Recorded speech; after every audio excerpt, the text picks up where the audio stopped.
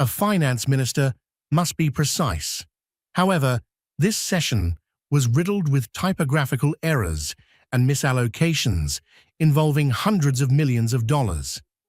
The minister had to admit that money for disaster mitigation was inadvertently allocated to the wrong ministry entirely. Is concerned.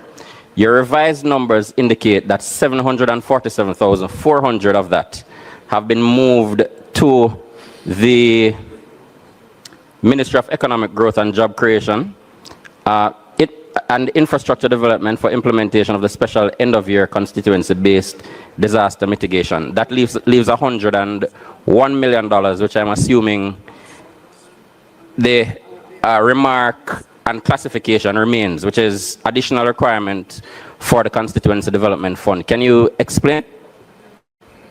All right, I'm advised that the 747 million for the special end-of-year constituency-based disaster mitigation was placed in head 1500, which is the office, 15,000, which is the office of the Prime Minister, but it was inadvertently allocated there. So it has been transferred since then to head 1900, which is the Ministry of Economic Growth and Infrastructure Development, to be utilized by the NWA as follows: National Cleanup and Resilience Building Program, 630, and targeted responses to urgent and emerging needs, 220 million.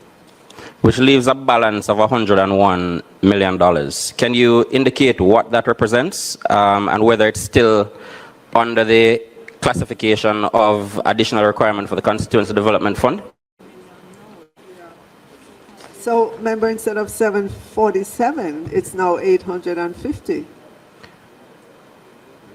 Well, what I'm seeing, Minister, on page 4 of your revised document, I'm seeing 747, which was revised from OPM. So I'm trying to get an understanding of the remainder.